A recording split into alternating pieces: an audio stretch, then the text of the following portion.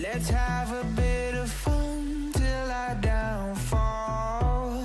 My love, if you feel like I do right now, don't say you're on the run to the other side, my love.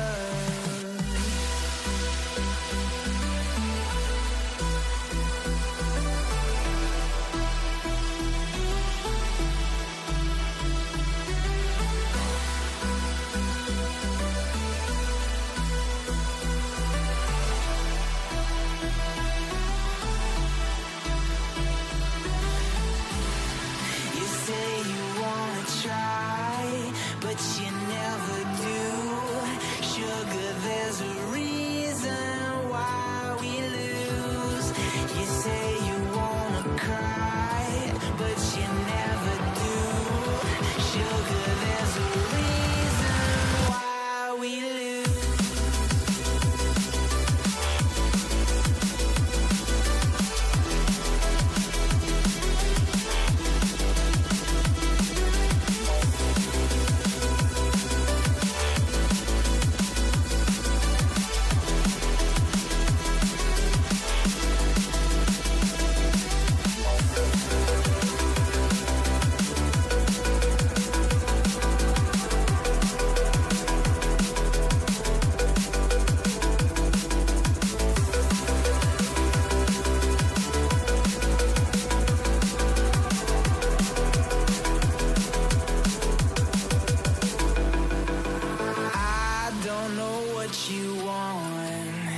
Let's have a bit of fun till I downfall. My love, if you feel like I do right now, don't say you're on the run to the other side, my love. You say you wanna try, but you never do. Sugar, there's a reason why we lose.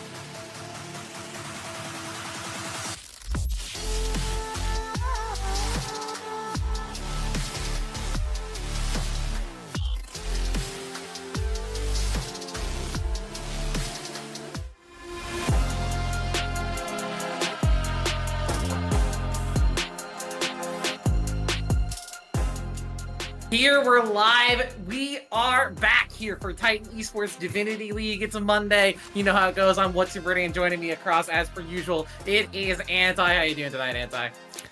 Well, I am doing quite well for myself as we are back with another set of super interesting games. I mean, Divinity League, if nothing else, always seems to deliver on wacky picks and wacky sets. So I'm pretty excited to see just how this does break down here. So right now, we've got a matchup between two teams, right? Conduit Esports Phoenix versus the TPO Quacks. And I will say, a 0-2 team facing off against an undefeated team is not something you'd usually expect to see as interesting. But you got to note, this is the equivalent of 0-2 close though. Every single one of these sets has gone to 3 games. Meanwhile, on the other side, undefeated without dropping a single game, pretty dang impressive. Yeah, Conduit Esports Phoenix are on a tear early on into the season. If you look at the preseason predictions that were coming out from a lot of our content producers, this is the team to beat. They are expected to be number 1, at worst number 2, I think I saw on a few lists, but for the most part, it's just Conduit Esports Phoenix is the team that is expected to take the whole thing away. Whereas TPO Quacks, I think, was on the other side, sort of expected to be one of the bottom teams. They have a lot of players who are playing off-role. It's a bit more of an experimental roster, so I think the fact that they've taken games off of teams like Dorado and Baron Buddies, teams that are expected to be in the upper half of the bracket, shows that this team is still here to compete. But it's just going to be a matter of, can they be the first team to draw blood off of Conduit Esports Phoenix and maybe even push that to Game 3, taking the whole series away? I mean, we've seen this from tons of teams over the years, even in competitive play nowadays. Like, you watch Team 1 Academy, so many times, these teams will draw first blood off of these crazy top-tier teams, but the question is, can they actually close it out? So that's the biggest question from TPO Quacks, and also, can they continue their streak of, at the very least, continuing to Game 3 each time? But we're gonna have to see what these teams do draft, because while player skill and expression is obviously a huge part of League of Legends, the draft is something you cannot ignore. There's so many times where teams have very strong players, but in the end falter to the draft itself. And there's a lot of tools that you could use in order to help supplement that. There's OPGG, or you could take the easier route and go with a free program like ProComps.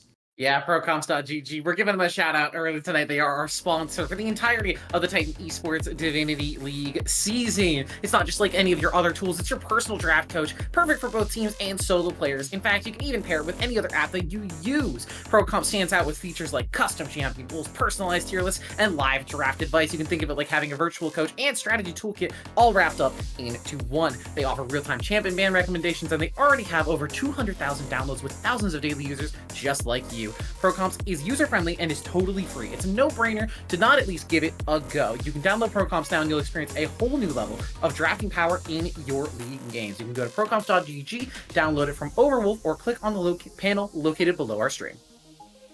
Yeah. All right, well, we're gonna have to see how things do break down in the draft itself. Now, I will say, Brady, you did mention to me that, you know, you might have gotten a little bit of an early look, and you bet that there was no shot that I'd be able to guess what these champion picks were going to be. Yeah, I have. We are going through the draft as the teams have already completed it, just so we have a little bit less downtime moving between games and making sure that we have, you know, less time that we have to spend just yapping, filling the year. So I have the draft on my other screen here, and I am looking at the champions, and I think at the very least half of these, if not more, like 60% of them, I don't think you'd be able to predict. Well, at the very least, we can see that these teams are looking at the highest played on OPGG, right? So, you know, taking away some of these super high win rate picks in solo queue from these teams here. In the meantime, so we got the Caitlyn, we got the Camille. All right, Skarner taken off the table. I'm So happy to see it every time. I do not enjoy seeing that champion. As a top lane player myself, I just cannot deal with that champion always being there. Meanwhile, Jinx gonna get picked up. Very strong hyper carry. We've seen it time and time again. Works out incredibly, especially on the patch of crit 80 carries is what we'd like to call it if the burn mages weren't always around. And okay, here comes Aphelios. Yeah, Aphelios is a champion that I've talked about a couple of times here on broadcast. I think it's a great pick right now if your AD carry understands how to play the champion, knows their gun rotations, knows what to look for during fights. So I think he's really good right now. It's just that barrier to entry that's keeping him away from other teams. Volibear also a great flex pick, could go top, could go jungle. So you have that flexibility in your draft already, and it's a good protection for Aphelios. And Shen is going to be the next pick, actually. All right, so Shen, definitely an interesting one. We've seen it a lot more in the jungle. I honestly do think that Shen is highly underrated, very strong as a jungle pick, also as a top lane pick. Okay, Soraka getting through. Honestly, a little bit interesting, but I don't really blame, CPX for this, because while Soraka is one of those champions that, your opposing team does play a lot of, if you're giving over Skarner, if you're giving over Talia, those are some things that you might want to focus on a little bit more. In the meantime, Sona is an interesting decision into the Soraka. It's something that, traditionally has been picked as a sort of counter into Soraka, where it's like, yeah, we can poke down her health bar, we can play towards her mana, we can also heal to try to match that sort of sustain, but Sona's always been more of a jack of all trades, master of none sort of champion. Yeah, I personally, as a support player myself, I don't really know how I feel about Sona versus Soraka. I think you have better options. I think Melia was open, Thresh was open. You have a lot of picks that can pair up really well, especially with the Aphelios in a vacuum. We'll see how the Sona works for Not So Dark there in the support role. But now with the mid lane and top lane pools pinched down just that little bit more, it's actually going to be the Diana as the lock-in here, which to me at the very least says that this Volibear is probably headed towards top lane. Perhaps. I mean, Diana is still available in the mid lane, so you keep your composition slightly nebulous here. At the very least, you have to be prepared to deal with a Volibear in the top lane. So the question is, what are you taking here? It's the Lux. Okay, so I'm going to, okay, so let's just say, we've got the Amumu jungle, we've got the Shen top, Lux mid, support, Soraka, AD carry on the... All right, so I don't know where these players are going to go. I think that there's something to be said about flex picks, right? Flex picks are good. It's totally nice to have them. When you're in game, that's not really where they're so strong. It's during the draft. It doesn't matter if your picks can flex after the draft is finished.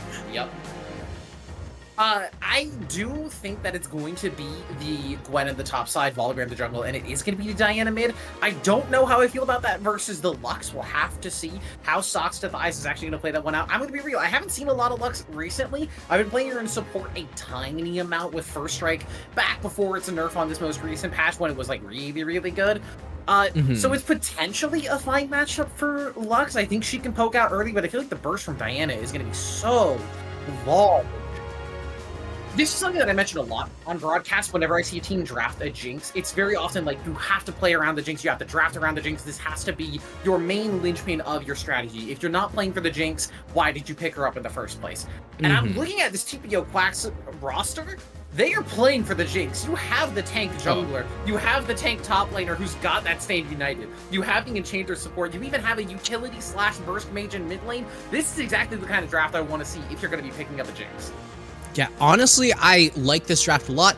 Lux being able to do so much damage means that you can get that Jinx excited very early on. You might not have any sort of DPS backup, but at the very least, as long as you can rely on your AD carry, Jinx is always going to be a great pickup. Meanwhile, on the other side, you've got Burst Mage and backline diving out the wazoo. Sona and Aphelios are just kind of going to be there as the backup, the contingency plan, but they are not the crux of this team. So much of it is about diving towards that backline, making sure that Jinx doesn't get a chance to play the game. So every single one of these fights, I think we want to be looking very closely at slap games, see whether or not things work out as anticipated. Oh, and the first poke already goes over to Ray Peyron on the Soraka. Gets that mana flow stack. Already lane is 1. It's basically GG. It's actually just over. Look at that damage. 0 chance that Sona ever heals that back. Just go back to Fountain. AFK, it doesn't matter. Yeah, Sona is not a champion with heal. I do want to say I like the summoner choices here across the board. Ignite for Dabs up there in the top side on the Gwen. Just making sure that they have kill threat on the Shen. That level 6 mark is going to be something that we're going to have to keep our eye on. As well as both the AD carries not taking heal and both of the enchanters taking heal. This is some good stuff. I mean, heal on AD carries is something that I think has been overrated for a little bit. Meanwhile, putting them on the enchanters who can just constantly heal you up, constantly keep you topped off is pretty dang nice. What in the world? That's gotta be Fat Finger. He wanted to ping the ward and... Wow, that's not great. In the meantime, there is some trading in mid lane. Toxic is actually getting very, very low on that Diana. I think it's going to be able to walk away from the scuffle without losing a flash, but yeah, I hope to see Mr. Honk come down towards the bottom side and punish the flashless Aphelios, though through cleanse that might be a bit tough. Yeah, I mean, through cleanse might be not the easiest, but when you've got the Soraka's silence field, it should be a lot easier to make that happen. You can't really cleanse when you're standing directly on top of that. Meanwhile, Amumu consistently pathing in, never mind, not towards bot lane. Yeah, Nation has found Mr. Honk here, padding towards the mid lane. Soxathias is going to force the flash out of it. The electrocute doesn't manage to find that last hit, so they will be able to walk away from that exchange.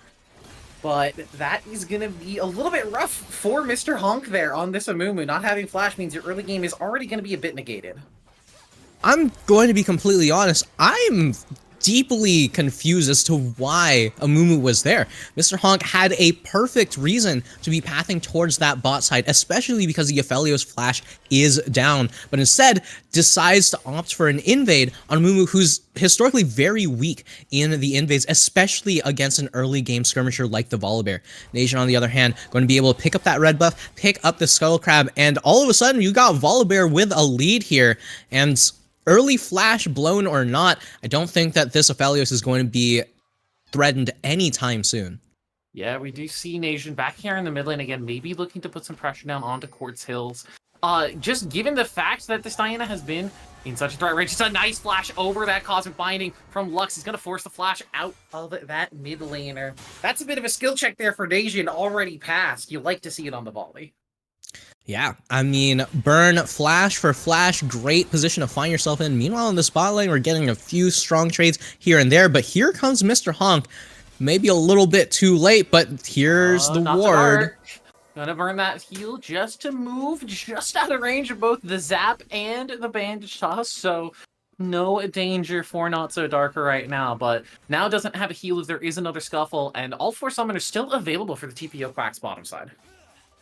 Yeah, honestly, I really do like the discipline there to use the heal instead of the flash. Yes, you're not going to get that in the 2v2, but it's Jinx Soraka. They don't really have too much to actually actively threaten a 2v2 all in, right? You can get the poke down back and forth, but actually forcing the engage is going to be a little bit difficult. Never mind, huge force over here.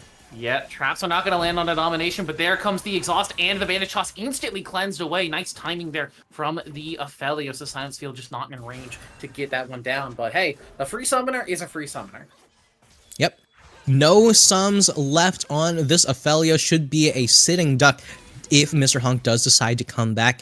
And this is the biggest question with a lot of these junglers. How strong are they when it comes to punishing these blown summoners, right? The Aphelios no longer has the cleanse. Can you get back down in time to punish that while also not sacrificing your jungle pathing? In the meantime, the dragon is going to be started up with all of that extra priority from the Jinx Soraka lane. Yeah, this is also just really great timing. Nation's up there on the top side of the map, clearing up those camps. It is going to be that Mr. Honk should be able to just take this dragon for free. I think if JK and Ray Pyron need to rotate over, they will, but it is just going to be to assist and make sure that the dragon goes over faster and get Mr. Honk back into his jungle and back farming up sooner rather than later. Yeah, And here we go, Chemtech Drake under their belt. I will say, extra heal and shield power for a Soraka team is terrifying to say the least. I mean, you got that. Yeah, Soraka and Lux. Soraka, and Lux, Shen. Oh my god. Shen. Yeah, this is a great dragon to have. In the meantime, Mr. Honk gonna force Socks to Thighs off of Ray for now. Just keep the ward safe. But Nation is gonna be up there on the top side of the map, just trading the grubs away for the dragon. This is the standard early game trade that everybody sees. It does mean that Little Tommy needs to be a little bit careful up here on the top side, but without dabs in threat range, I think they should be fine to just pick up some farm under their tower and sit happily with that level 6 in inventory.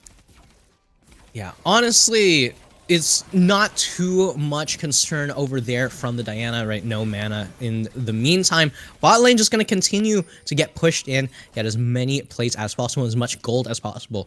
You can see Slap Games, they're just trying to pick up the farm that they can in the moment. No Cole seen here, which I think might be a little bit of a mistake, right?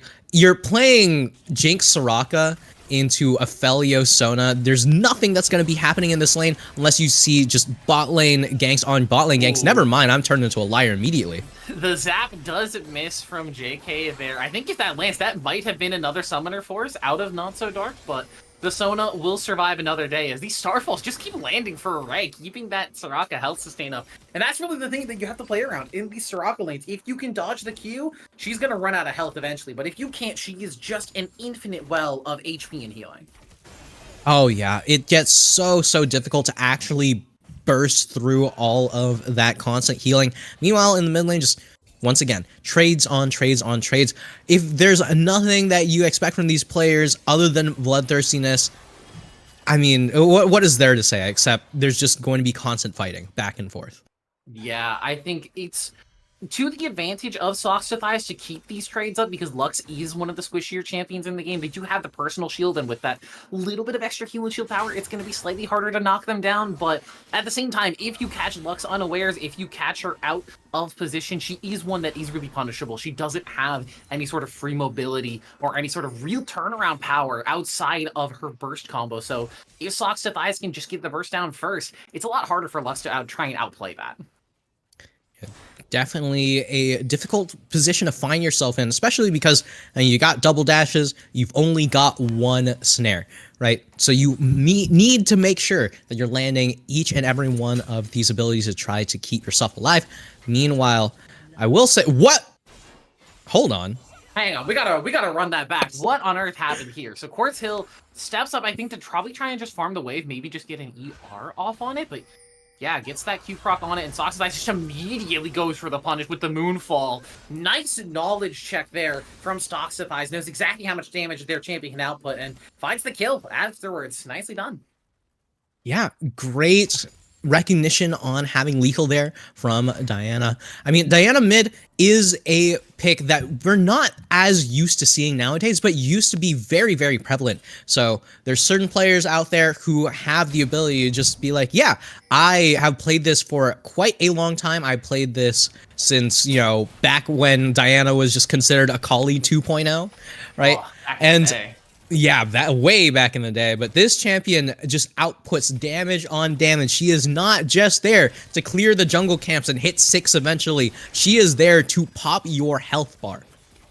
Yeah, I am curious with both of these teams being what I'll call very heal heavy, which one of these players and which members of the teams are going to be the first to index into anti-heal. We already see Mr. Honk picking up that Bramble Vest, but I'm really surprised to see nobody in the bottom lane is opting for it just yet. I think both sides would really benefit from just having that little piece of anti-heal, that 40% in inventory.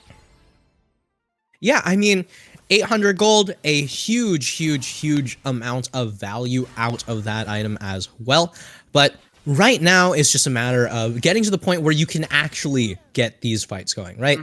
So much of the time, these players are just looking to pick up boots, pick up a kill. What in the world? Not so dark. Stepping up very aggressively is going to throw down the ulti there, try and get the trade in, but now it's Slap Games. Getting the trade back is going to force the flash out of Not So Dark, the heal out of Ray as well. But this is red and white for domination, so I'm not sure they want to continue this fight with the mana on JK and Ray being so low. This is just an Aphelios free 5 firing spree. It's going to force the flash out of JK as well. Now on the top side, Socks to Thighs and Nation doing a little 2v2 mid and jungle action. They're going to be forced to walk away for now. They know the power of the Curse of the Sad Mummy and the Stand United being available, but it is going to turn around on them. It is going to be the kill over onto Mr. Honk. Yeah, let's see how this one happens. I think probably TPO just steps up too aggressively here. Yeah, I mean, you can see right here, Mr. Honk just walks up, tries to get the CC down, but doesn't matter how much CC you have when you're going to get popped that quickly. Yes, you do have the Bramble Vest, but that is still magic damage on magic damage coming in from both the Volley and the Diana. I will say, Mr. Honk, surprisingly squishy for a Amumu right now, opting for even more magic. Oh, what in the world? Is this an AP Amumu?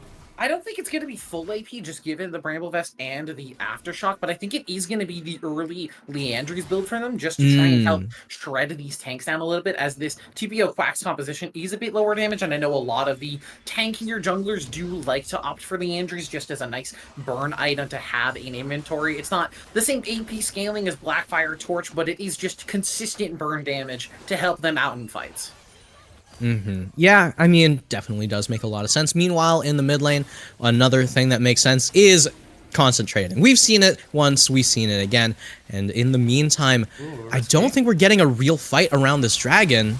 Smite's going to come through from Mr. Honk, but now Nation and Socks to Thighs are here. I think it's just going to be Mr. Honk sacrificed to get them starting on the stacking. It is Mountain Dragons, which again is very good for both of these teams. Ooh, nice little taunt there from Little Timmy. But yeah, with the Mountain Dragons coming alive onto the Rift here as our sole Rift, I'm curious to see if there's going to be a little bit more priority from Conduit Esports to try and knock these dragons down and look to fight over them. All right, Volibear no longer has the stun available, but with that ultimate in tow, this is a very dangerous tower to be standing under here.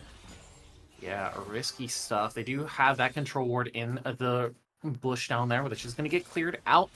But I think now with Mr. Honk nearby, they should be a little bit happier to just stand and trade. The ulti's going to get thrown out from Not So Dark again, but it's not going to come to anything. It's just a little bit more poke. Yeah. Just going to get as much damage off as possible. At the very least, dodges that Starfall, going to be able to negate any extra healing there. Meanwhile, whoa! Ooh, doesn't manage to find it with the flash forward for the light binding. Doesn't find it either. It's so close to finding a lethal. It's just not there. Socks to Thighs surviving on a sliver of HP once again, but is caught out somehow by Quartz Hill. Where were you recalling, my guy? Yeah, I mean, it was looking like the play was over. It was looking like there was absolutely no chance, and here comes Greed. Greed is good. And the shutdown going over to the Lux, exactly where TPO wants it. But the big question here now is, well, honestly, my biggest question here is, what is TPO planning on doing throughout this game, right? So much of the time when you set up a team composition like this, right, you're setting things up for your bot lane to be your strong side. You want so much gold into this Jinx. She is your win condition, right? Yeah. You know, look at Slap Games. They're a strong player, and that is the reason why you're drafting in this specific way, because you trust them, right? You trust them to output all the DPS you could ask for. But we've seen maybe one gank from Mr. Honk towards this bot side. So much more attention towards the dragons rather than the lanes here. So unless you're expecting this tower to just keep you alive for as long as possible, so that way you can eventually get the Jinx rolling through farm alone, it's relatively low impact, this Amumu pick is. Yeah, I'd like to see Mr. Honk get a little bit more done off of these Curse of the Sad Mummies, but for now, just not managing to find too much. A little fight over here for this top side Scuttle Crab. Mr. Honk wants to make something happen with the bandage tosses, but I don't know if you want to take this trade. That is a level 11 Gwen. The Needlework's going to do a lot. Standing Knight is going to come through, so Little Tommy will be here for the exchange. Looks to find the taunt on just onto one. The Soraka heal coming through as well, but the burst is just a little bit better. Dobbs will find that one, but immediately get traded back. But now Socks to Thighs opening up on the Diana. Dash after dash after dash is going to pick up the kill. Now Little little Tommy stuck with Nation after he uses that Stormbreaker. He will be able to find his way out, but in the meantime, on the bottom side, like you said, it's just getting worse and worse for this Jinx composition. The crescendo from Sona, the exhaust comes down from Deluxe to try and keep her alive. Ray is trying to walk away, but the Moonlight Vigil, not even necessary. Not so dark has the burst damage to come through. It's going to steal that kill away from their AD carry. And all the globals in the world are not going to be able to save you from losing out on that skirmish. TPOQ had themselves in a decent-ish position where they said, all right, well, it's looking like it might be a 2v1, maybe a 2v2 at worst. And we had the Shen, we've got the Jinx, we've got the Soraka. It should be fine. We've got everything in position. But once again, losing to the tab button, you have to remember, you're down so much gold. This is an Amumu walking in to a Diana, walking into a Gwen, who honestly has significantly much more damage than you can deal with at this current point in time. And no matter how many globals you have, it's not going to beat out against CPX's rotations where they're just planning on being there for their teammates. Yeah, I mean, they are already about 6,000 gold ahead. They're going to accelerate it about 6.5 now. No, just about 6 now, with that Rift Herald charge in the mid lane to pick up their second turret. And like you said, earlier in the game, you want to draft around this Jinx, so you have to play around them as well. And we just haven't been seeing the bottom lane really be the focus for TPO. And in the meantime, Domination and Not So Dark have just been happy to play their laning phase out. They've been stronger in the 2v2, and they've managed to just take their wins when they get them. They get first tower with plates. They get a massive gold lead, as you saw there. And it's just only going to get worse for this Jinx and Soraka if the team can't be there to support them. Yeah, meanwhile, in this top lane, I will say, right, so never mind, who cares about top lane? Bot lane already getting a very, very close to lethal trade-off here, but so as far as top lane goes, right, we have not seen so much with this top lane. It's been very quiet up here. It's been very much the meme of, haha, top lane's an island. This Shen versus Gwen lane will be very, very slow, very methodical, just constant trades back and forth. Now, Shen, very good champion at playing that weak side, very good at just being a brick wall that you cannot punch through. In the meantime, we're seeing another fight start up around this dragon. The Dark caught out. That Curse of Enemy immediately burned, but it's a massive shield. I think from Seraphs from Not So Dark is the option. The final spark is not going to find its mark either, and now Nation can come in with that Stormbreaker, pick up Mr. Honk for free. The turnaround is here for TPO. Socks and Thighs is already on the bottom side of the map, happy to come through and pick that kill up. And poor JK on the wrong side of the map. Maybe just trying to take away our Wolf or two before they die. I don't think they got either of them, but Nation will find that kill. And it's all falling apart for TPO in this early game. Yeah, I mean, I think they got the one small wolf, but in the end, regardless of how many wolves you get, is just not looking good for the Quacks here. It's just constantly on every single spot of the map where CPX just always in the right position at the right time, just living a little bit longer than the Quacks are anticipating. I mean, I'm not sure if... Oh my god. Gets the smite off on that big raptor, so we'll be able to walk away with the very least of extra gold in tow. But yeah, I mean, I don't even think in particular the TPO is playing this poorly. I think they've made some mistakes here and there, like maybe some macro decision making, like not playing around the bottom lane as we mentioned earlier, playing a little bit heavily towards mid lane. But their micro has not been awful. It's just been CPX continuing to show us why they are the first seed in the league, why they are expected to go through this season and make it at the very least to finals, if not take the whole thing away. Yeah, I mean, they've gone through without dropping a single game just yet, and right now, if this is how they're going to be playing throughout this entire series, they're looking to continue on that streak. Of all the things that I saw coming, I definitely did not see the Seraphs coming, but here we go. We've got Tommy is another going fight to in the bring spot that lane. stand united there. I think a little bit over aggressively on Quartz Hill, because now with the Sona movement speed, they're just going to be able to walk away. Taunt will land, but it's a nice flash out from Socks to Thighs to get away. Now Quartz Hill is in trouble. The electrocute comes through, smites the Lux down from the heavens, and now Ray has to try and run away. Flash straight for Flash with Nation. The Sun is going to come down with the little Tommy, but with the Soraka and with the Warmogs, I don't think they have the damage to burn through the Shen. But it doesn't matter. They've already taken their fair trade, and they're happy to walk away from it.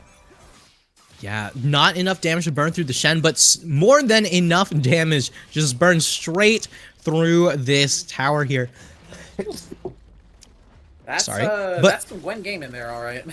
Oh boy. Now that's the thing, right? This Gwen has been very content to sit on that side lane. And Gwen, as a champion, it's not like she can't split push, right? Very, very strong in a split push scenario. But where Gwen really shines are the team fights.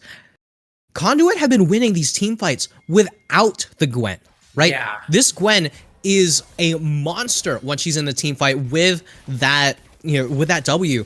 You don't have to think about the AD carry at all. You can just walk forward, hit the front line, tear through that front line with your percent magic health damage. And it's just so difficult for the side of the Quacks to deal with it. And they haven't even had to yet.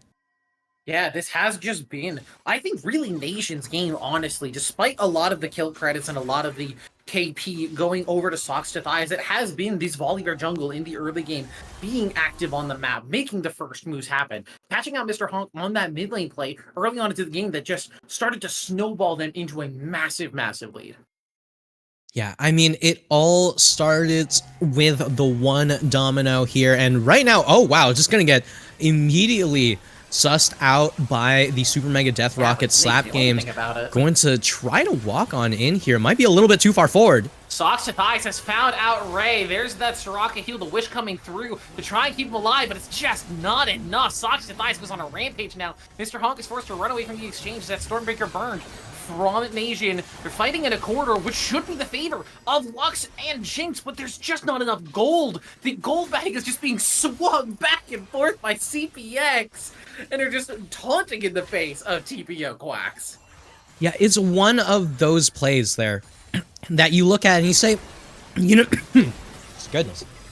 You say, if I had 10,000 more gold, oh, we win that free, right? It's, honestly, you're in a good place at a good time if you have the money for it, if you can afford it. But right here, it's Conduit who have all that money. It's Conduit who are slapping the Quacks around with their wallets here. And it's Conduit who are just going to continue with so much of this dominance, even teleporting to the bot lane to save a tier 1 of all things. Just, Tommy, where are you gonna go? No tier 2 boots. Nation is on the way. Flashes, I don't think you were even making it out of it on that one, as Socks to Thighs still had, not even had their flash, but just had dashes upon dashes. Even if Nation's not there, I don't think you're making it out of that one. Yeah, definitely a difficult position to find yourself in. And once again, the Mountain Drag going to be started up here. And I don't think we're going to be getting to a Mountain Soul. But the threat of a 4 drag Mountain Soul on Conduit alone is already terrifying. Mega Death Rocket will spot it out, but Mr. Honk already walking away. They're not going to look for it. They're going to maybe instead look for a punish on Socks to Thighs, who's punishing up pretty aggressively. Not So Dark is on the way. We'll see if the Sona can get here in time to provide some heals, to provide some shields, to keep their mid laner alive. Not So Dark might have actually just sacrificed themselves, but now Nation is rotating in. It's a little bit of a 1-by-1 strategy, but they've got enough gold to make it work. Everyone is going to manage to survive the bottom side scuffle. Yeah, I mean, I'm not going to say anything about support builds, but this Sona outputs so much healing with so little support build. Like, that Seraphs is doing so much work for Not So Dark, and you can just see how much the gold is really coming into play.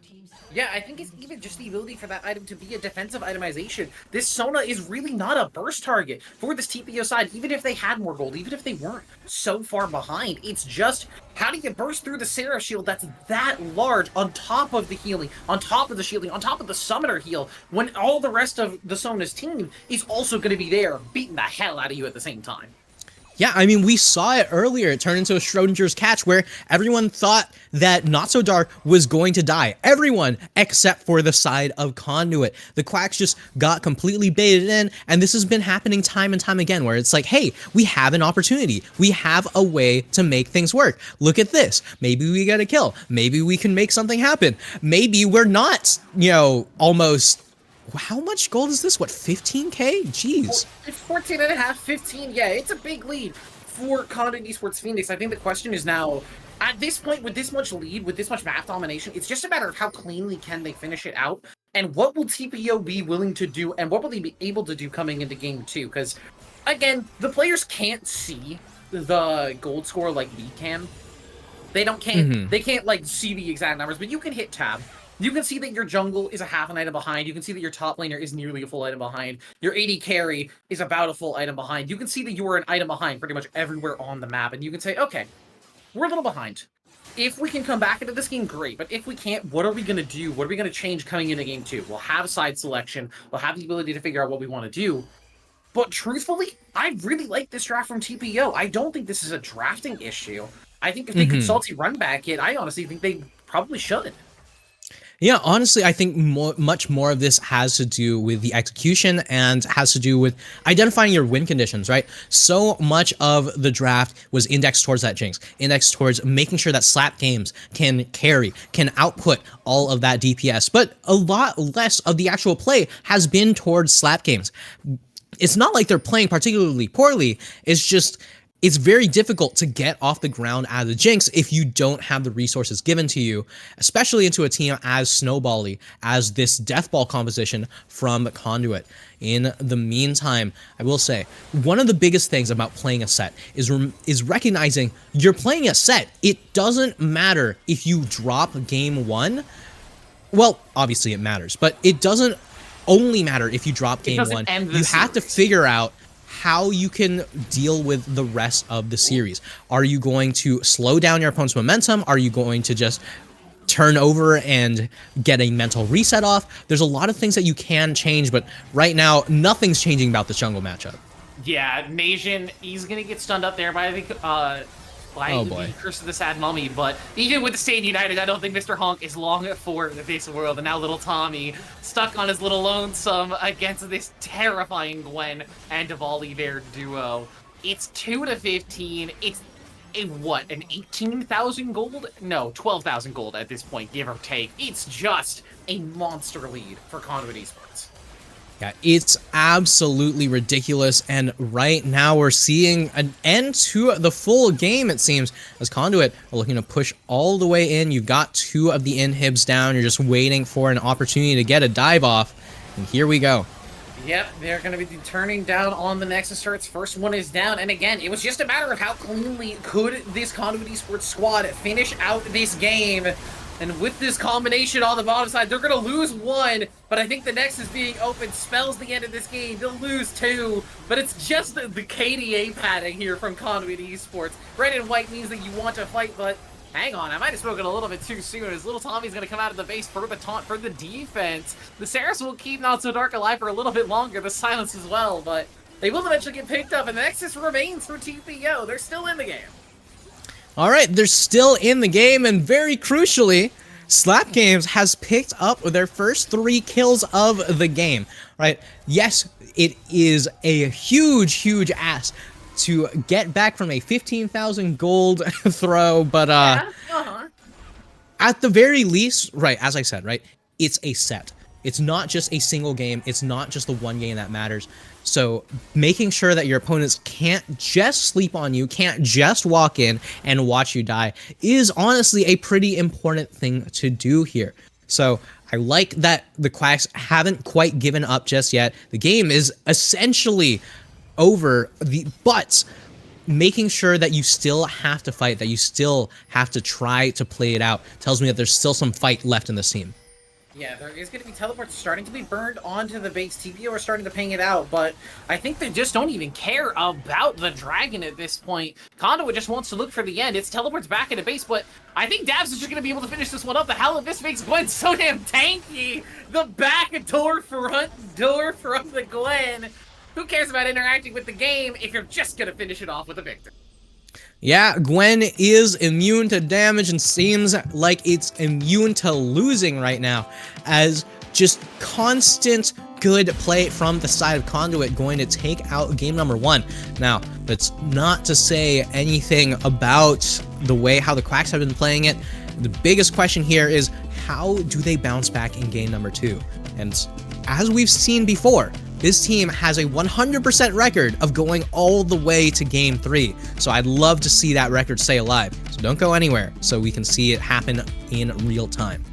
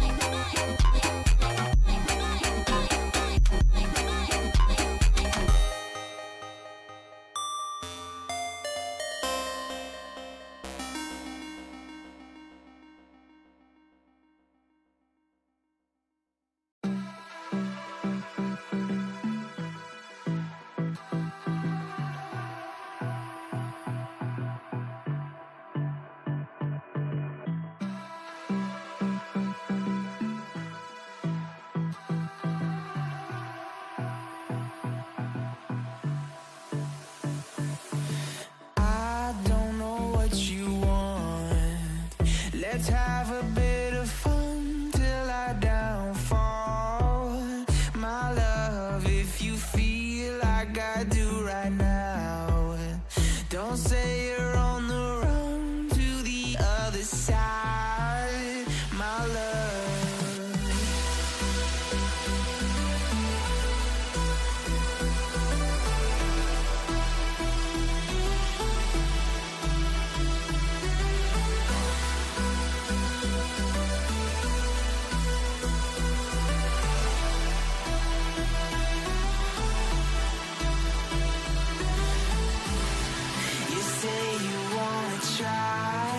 But you never do. Sugar, there's a reason why we lose. You say you wanna cry, but you never do. Sugar, there's a reason why we lose.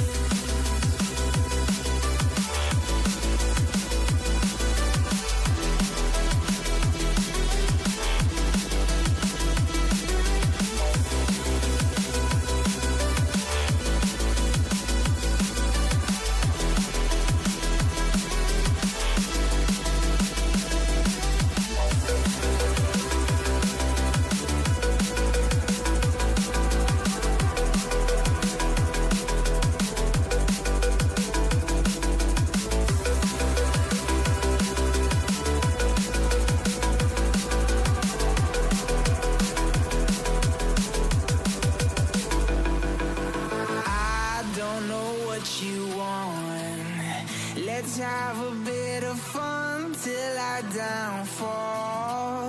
My love, if you feel like I do right now, don't say you're on the run to the other side, my love. You say you wanna try, but you never do. Sugar, there's a reason why we lose.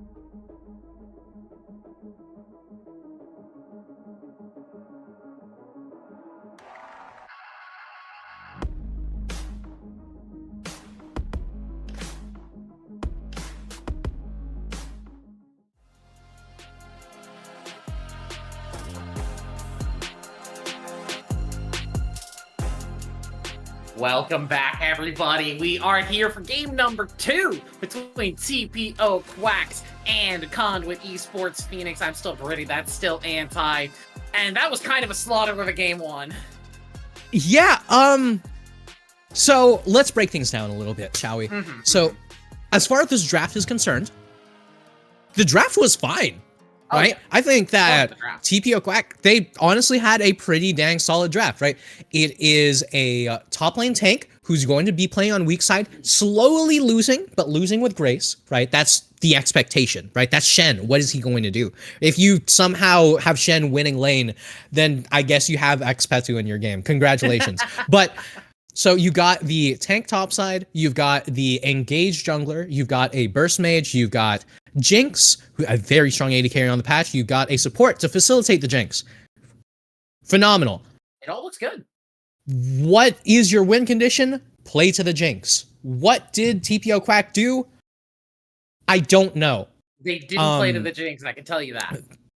Yeah, they did not. So much of that game really was not a matter of the draft. It wasn't a matter of, just players getting outplayed. It was a matter of not understanding what is your win condition, not understanding who is your position 1, who do you play towards, who is the focal player to play around. And that time, it was slap games. And I don't think they played poorly in the slightest. It's a competitive game with a team composition that you have to play around with your team, right? Yeah. Everyone needs to be on the same page. Yeah, and a lot of times in leagues like this, I say like this as any league that isn't like tier 2 and above, I'd say, if you're not like the NCL or the LCS, a lot of the times the teams will not lose off of any sort of like draft differential or any players get like micro outplayed in the hands department, because people will throw games, and we've seen it happen not only here but in a bunch of other leagues all the time. A lot of the time, it's more often the fact of you just don't play to your team's win con perfectly. You don't execute on your draft strategy, because you could be handed T1 3-0 Worlds draft in every single game. And if you don't know how to play to it, if you don't understand the strengths and the weaknesses of the composition, you're not going to be able to pilot it like Faker can. You're not going to be able to run your team around the map and just win every game super easily. You've got to work towards what your win con is. And in that game, it just wasn't played towards. Yeah, I mean, I will also say, Conduit also didn't exactly play towards their win condition. A lot of it was they had themselves in a position where they could get kills, they got kills, and they started slapping the Quacks around with their wallets. So yeah. I will say, both teams didn't exactly play towards their win con itself, but the issue is one of the teams didn't really have to, and the other team had a requirement that they had to play towards that win condition, right? As we said, right? Usually, teams aren't necessarily just winning off of a hand stiff, but you could argue that Conduit did kind of win that game off of a little bit of a hand stiff. It was, I wouldn't even call it micro. I would just say Conduit Esports was in the right spot at the right time to punish the mistakes that TPO was making. But now TPO, stepping into the red side, are going to hopefully... I don't think they need to change up anything too much in their draft, but we'll see if they want to make any sort of differences coming in. Already, they isolated that the Aphelios in the bottom lane, just a little bit too strong in that 2v2. They're going to take that one away.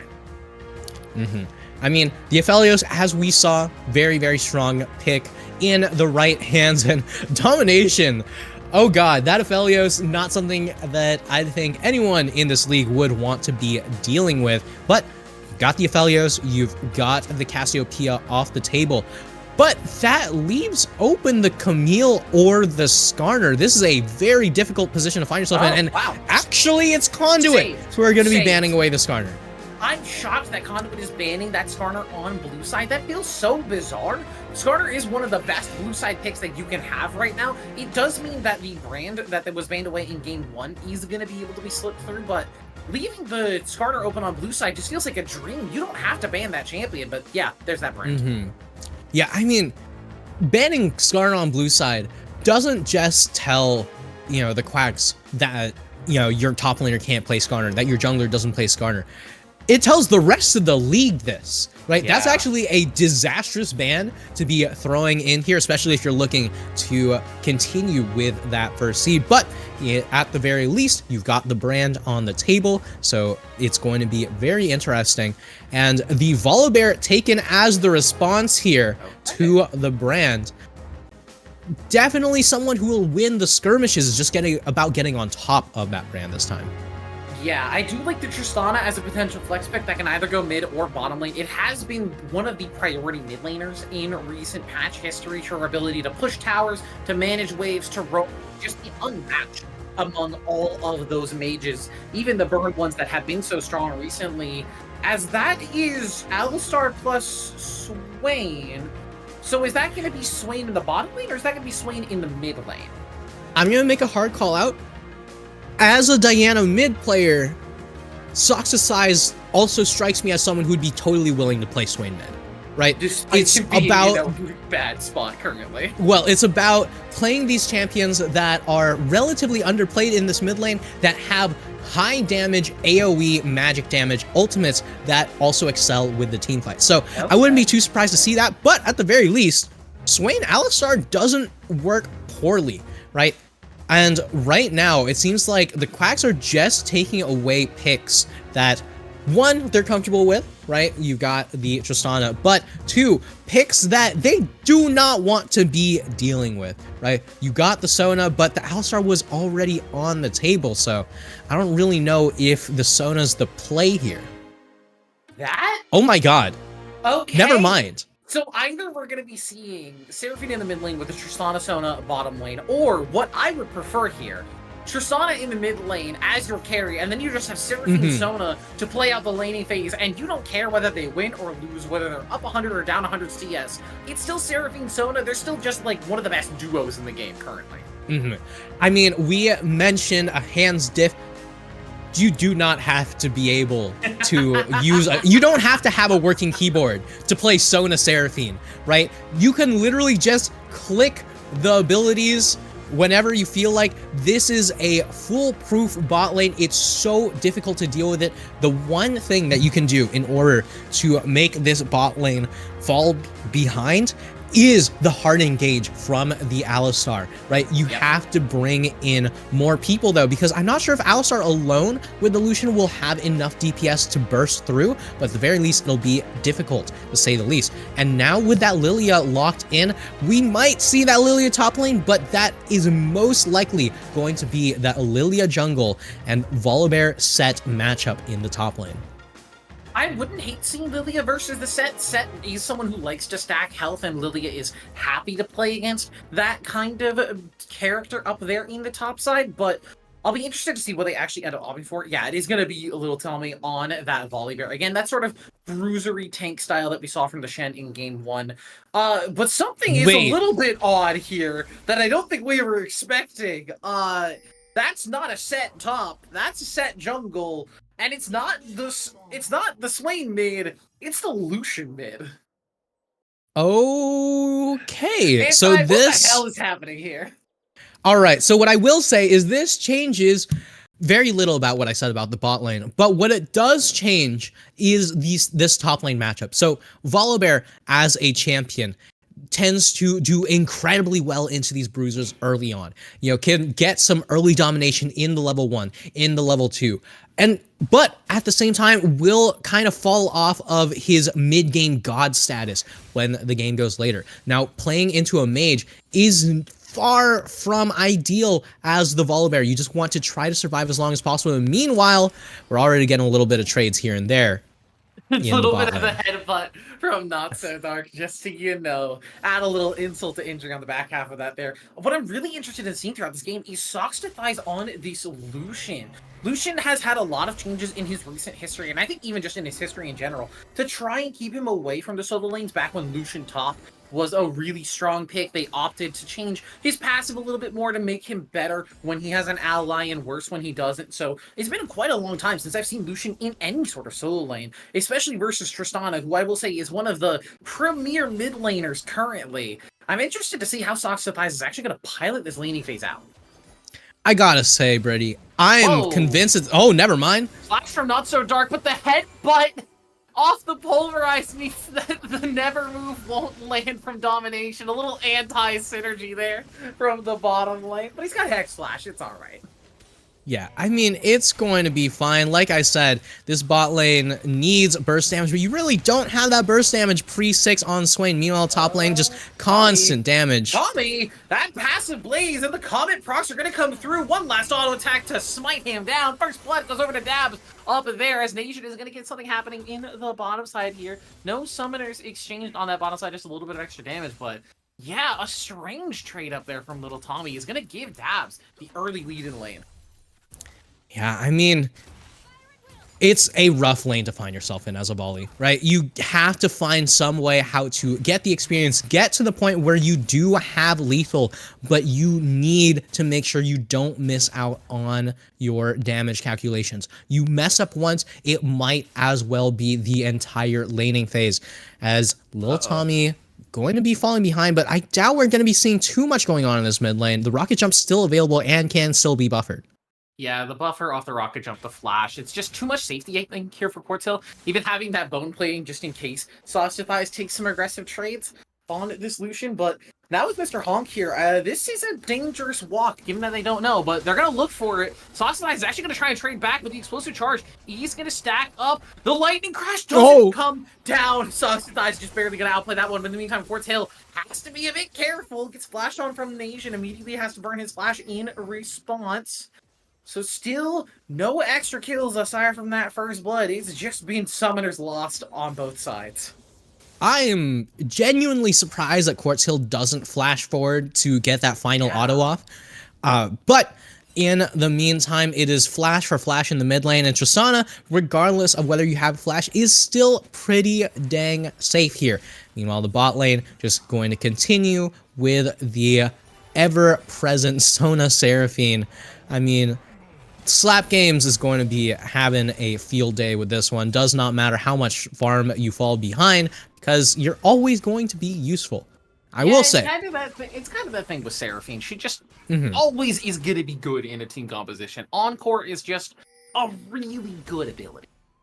Yeah, especially when paired with the heals and shields from the Sona. Doesn't matter how many times you get all in by this Alistar, if the rest of the team doesn't have the burst damage to make it work.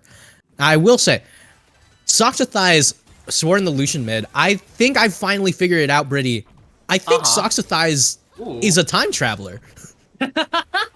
You think they're but just playing usually, from, like, back in the day? Usually, time traveler refers to someone who's ahead of the curve, right? Someone who's coming in with just brand new tech. Soxathi's is a few years behind. Just playing the old meta. There's that culling in the mid lane. Quartz Hill has to be careful. One last bullet doesn't manage to find it. The health potion's ticking there for the Tristana is going to keep her alive. And yeah, I mean, we're calling them ancient tech, but Soxathi's is making it work throughout this series. Yeah, I mean, sometimes they say that tradition is just peer pressure from dead people, but right now, Soxathi's is very much keeping these traditions alive. No mana on this Lucian, though, so you gotta be pretty careful. Still has the ability to dash out, and Tommy's trying to make it work. Yeah, level 6 available for this Volibear. There's that Stormbreaker, gets that extra slow off of it, but Not So Dark is here to support the AD carry. Just not exactly in the bottom lane as now. Domination actually wants to find a trade onto Ray. Has that level 6 mark, so the Demon Slayer available is going to pop that slow. One more Never Move. We'll be able to find it, but the flash away from the Sona means that they will be able to survive. And in the meantime, with all this bottom side scuffle, it is the Grubs going over towards Nation on that top side of the map.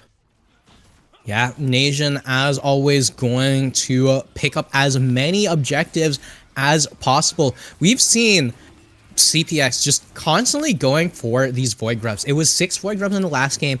It's on track to be the 6 Void Grubs this game, as once again, the first Dragon is going to be going over to the Quacks. Honk always on deck for that. Yeah, and again, it's a team composition where not only the tenacity, but also the heal and shield power is very useful. You have the extra heals and shields coming through from your Sona Seraphine combination, even Volibear and Lilia, champions that do heal quite a lot. So, already to start with, I think this is a good dragon for grub trade that Quacks wants to take. Yeah, I mean, there's not a dragon on the planet that you'd want more for this team composition. Speaking of which, we got some death balling going on in the mid lane. Not So Dark is over the wall, has that flash available, is going to get in with the headbutt pulverize onto Mr. Honk, who does not have the level 6 available, immediately gets culled down by Sox to Thighs on the Lucian, and now Ray going to get picked up by that showstopper, the Haymaker, just to set up Sox to Thighs for the double kill. Yeah, and so much of that small experience lead means so much when that small experience lead is the ultimate difference there. As Conduit, once again, in the right place at the right time. There's very little outplaying needed to be done there, but Quartil... Gotta be careful, but yeah, it's just the last bullet coming through from Sox to Thighs. The rocket jump not there in time. Nice roam again from Not So Dark, who is just happy to leave Domination alone in this lane, 1v1ing the Seraphine. It's sort of the disadvantage of having the Seraphine down here. You're never going to be able to pressure that enemy bottom laner as much as someone else would. Hang on, they're actually looking for a trade here. Ray's still level 4 on this Sona. Those Demon Flayers up and available again for Domination, but this time, no flash for the Sona. The slow comes through from the Eye of Empire, and Domination picks up their first. Yeah, and one kill onto a Swain usually doesn't mean too much, but you've even got the Dark Seal on top of it. Domination feeling pretty dang good about this so far. And the Quacks starting to fall behind a concerning amount. Yeah, this is calling back ideas of what was happening in game number 1. It is already a 4,000 gold lead for Conduit Esports Phoenix. With the combination of these kills, turret platings going over, and just general CS leads across the lanes, it's just not looking great for them.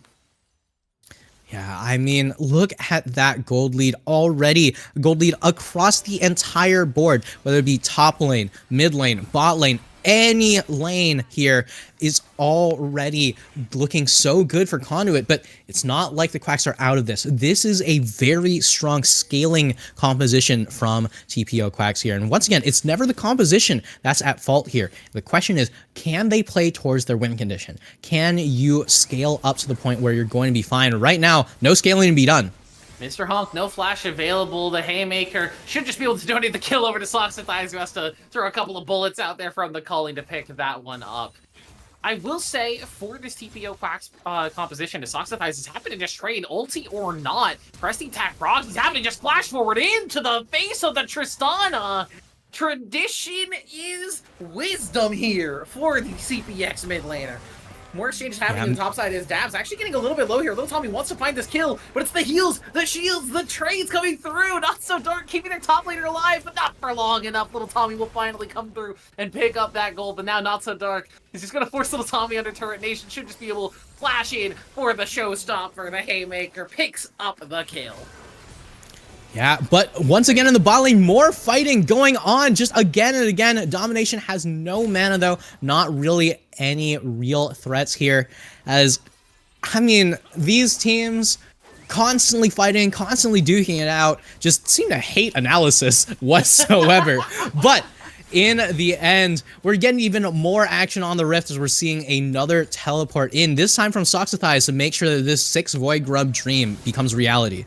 Yeah, and it's no dreams for Mr. Honk, not even a lullaby to sing them to sleep. It's just death again and again. As the punish from Not So Dark again, constantly on the map on this Alistar, those symbiotic souls putting in work for this cow in pajamas. Yeah, I mean, Symbiotic Soul's relatively new item as far as the game is concerned, but you can see Not So Dark very, very comfortable with making it work. Very, very comfortable with just walking around the map, trying to make use of any extra move speed that you can get out of these souls. Yeah, the Empowered Recall, I think especially, is a underutilized and under-talked about tool in these boots. Like, obviously, getting the upgrade and getting those old mobility boots back in your pocket does feel good, but having Empowered Recall anytime you want just to cut the time of recall in half feels so nice, as we might have a play happening here on the bottom side. JK is forced to flash away from Not So Dark. who has picked up a little bit of that anti-heal. The Encore won't be able to find any extra targets, so it does not get extended. The Loyalty Lullaby just onto Domination. Now Nation is here. No flash available, but Mr. Honk maybe on the wrong side of this fight. Not so dark. Happy to get a headbutt pulverize combo win there, but it's just a little bit too low. The Unstoppable, the Unbreakable Will is going to keep him alive, though. Nation with the Showstopper. That Haymaker does damage, and the last tick for the Blackfire Torch will pick up the Sona. Yeah, a DOT picking up a Sona of all things in a Sona Seraphine lane is disastrous for the Quacks here. Meanwhile, Soxathize was around the corner to make sure that there was no possible avenue for lazy backing, no chance of getting anything in return here. And once again, Conduit showing us exactly why they're the first seed. Look at this domination just across the map here as once again, Soxathize just trying to make things work in the mid lane. I think that was possibly a trade that Quartz could have taken. That culling was a bit off on the angle, but just using that Buster Shot to maintain some safety, doesn't want to get solo killed out in this mid lane. As we're going to see, it's an Infernal Rift this time around, as that Dragon did get picked up by CPX, and yeah, you can't be staying under tower when you are that low on HP.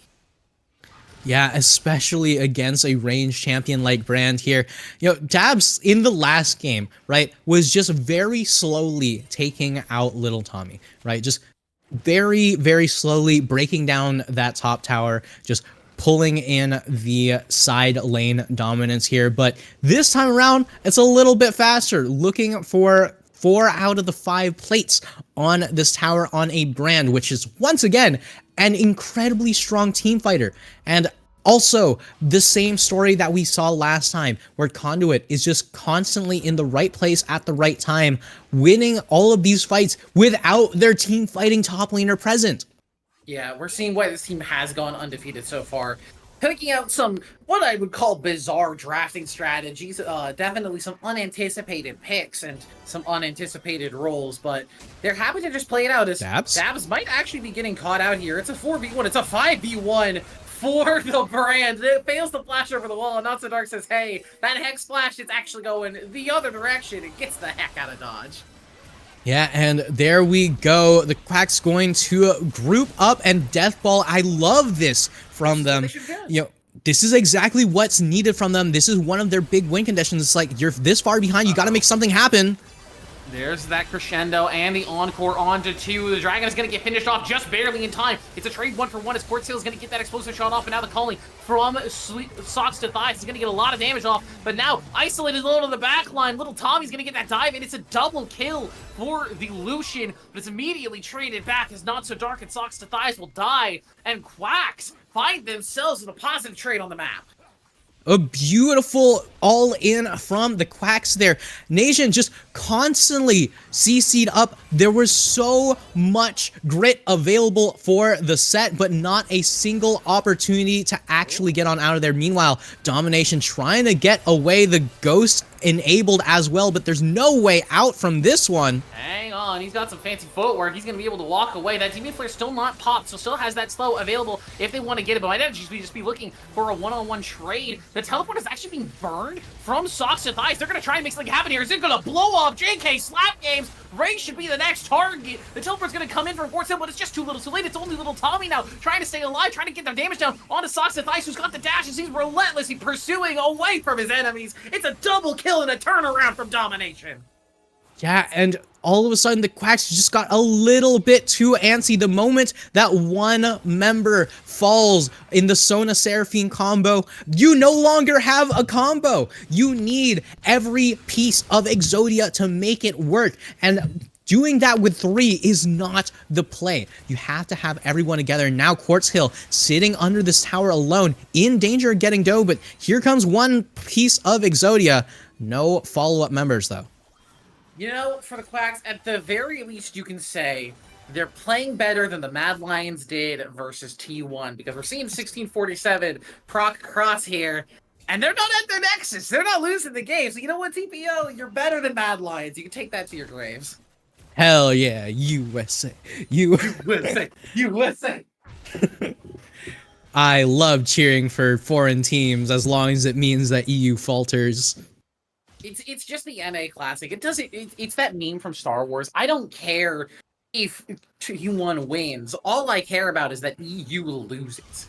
And in the meantime, seems like Not So Dark does not care about taking any damage from Ray. Just cares about getting the vision in the right place at the right time. Cares about trying to make a play here, but Flash is over. Oh, yeah, they have found the Tristana left wanting in the side lane. Ray walks away to combo back up with JK, but hang on, is gonna pop that culling. Ray's getting very low. That crescendo being burned just to keep them alive. The Encore goes wide with the relentless pursuit from socks to thighs. Headbutt pull is flashed away from by JK, but Not So Dark with a little bit of bad manners. Has the unbreakable will, is just gonna take it up and donate his mid laner a triple kill.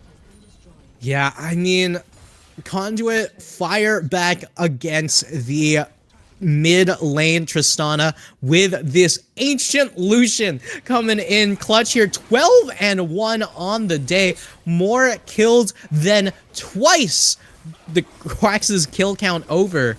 I just cannot believe how much damage this Lucian is outputting. And once the team fights do begin, when you do have the Alistar helping out the Lucian in terms of the extra damage output, that's when the Lucian really begins to shine.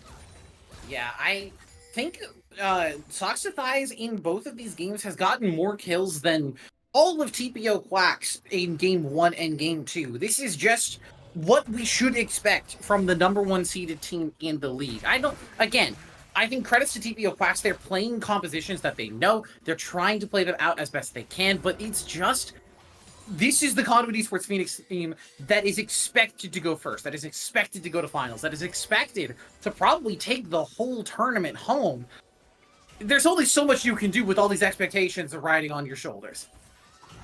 I mean, sometimes those expectations are unfounded, but sometimes, oh god. Yeah, that's just it. So Domination will go unstoppable, pick up their 5th kill of the game. Rift Herald's going to be popped in top side to try and get a trade back here, but the base is under siege here by Conduit Esports. They'll lose one top tower, and Mr. Honk is finally going to rotate back, but hang on, that's a blast cone into the base. As little Tommy's getting pulled away from the squad, uses the Stormbreaker to get away, but it's the bullets to the back from socks to thighs to pick that one up, and then the Pyroclasm to follow. Dabs finds that kill. On court, on to 2. Mr. Honk trying to find a wilting lullaby here. Gets it down on to Domination. Not So Dark is going to be able to use that unstoppable will to get away from it. And now Socks to Thighs untouched though on the side lane. Is just happy to rotate in and pick up some extra kills. Give him 2 more. It's a double kill for the Lucian. Yeah, and 15 kills on the Lucian. I cannot believe just how powerful this Conduit squad has really shown themselves to be. I mean, obviously, as we've said, right, this team was expected to be incredibly strong coming into things, expected to be one of the final teams.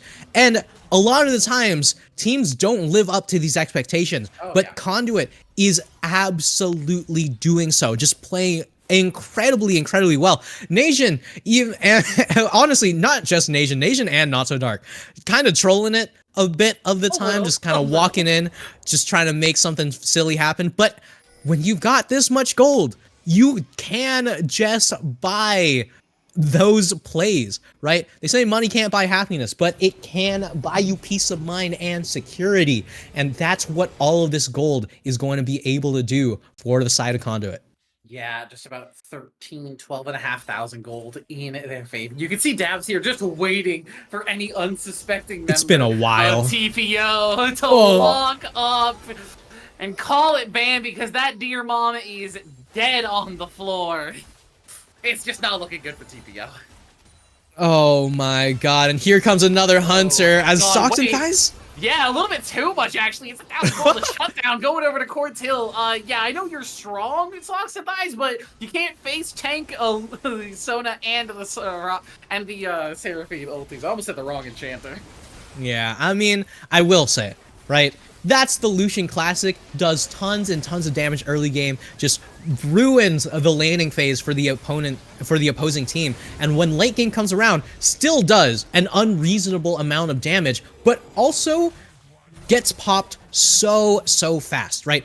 That range difference means a lot when you're playing an 80 carry, especially in 2024, where anyone and their mom can pop you. But in the meantime, Not So Dark just looking to make a play over here, just trying to see whether or not there's more opportunities to push the lead from Conduit. Socks with Thighs is going to teleport into this top lane. On the other hand, just want to make sure to get this lane pushing out. Said, you know what? I've had my fun. Sorry about the trolling. Time to get back into the swing of things here.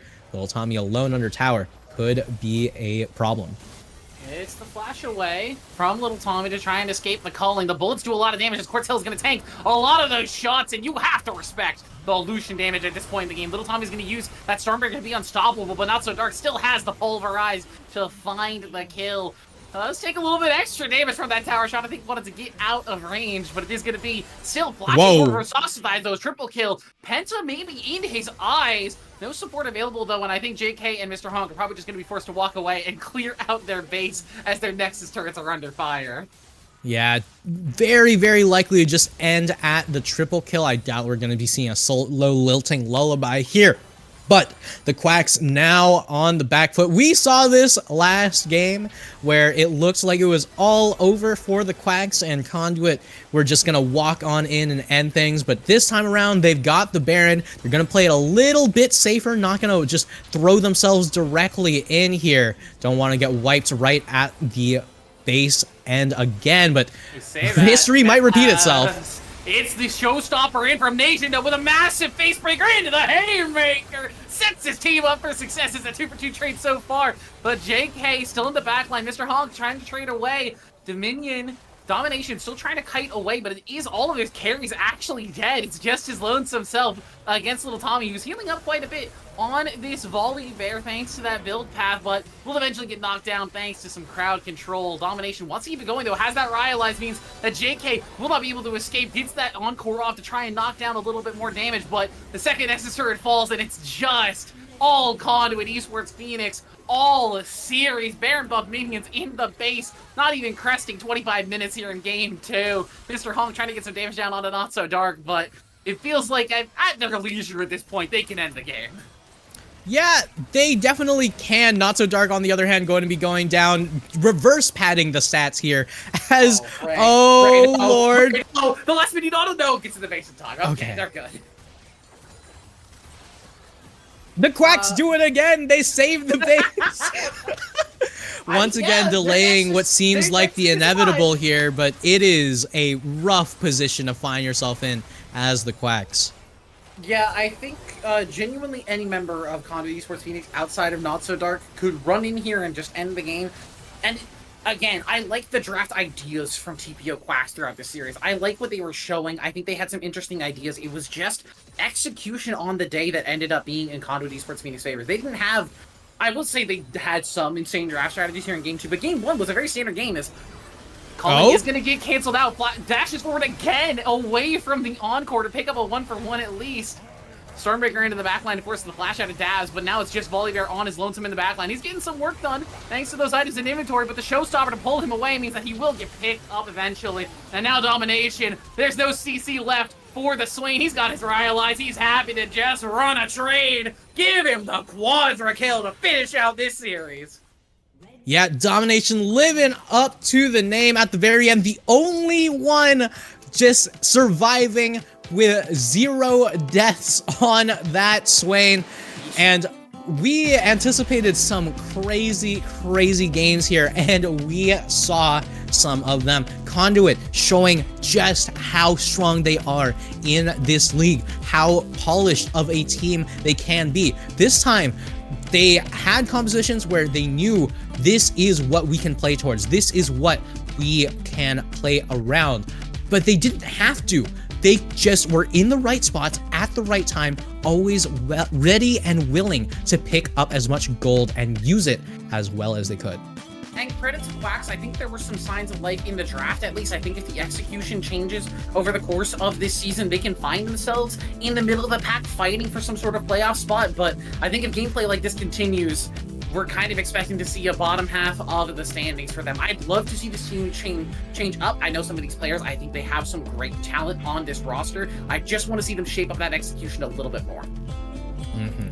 Yeah, but that will be it for Divinity this week. So make sure to tune in next week, and also go ahead and tune into the rest of our Titan Esports broadcast throughout the week. I mean, we got tons of fun games lined up for you throughout this week. But either way, thanks y'all for tuning in, and make sure to tune in again next time.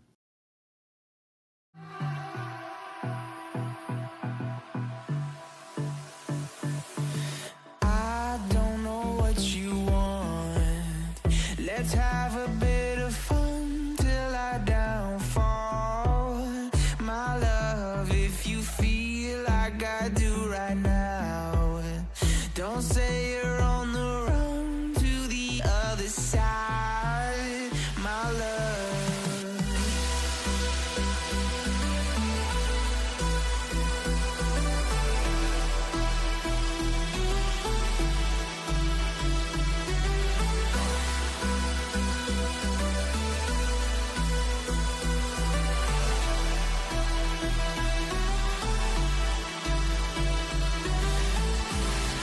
You say you wanna try, but you never do. Sugar, there's a reason why we lose. You say you wanna cry, but you never do. Sugar, there's a reason why we lose.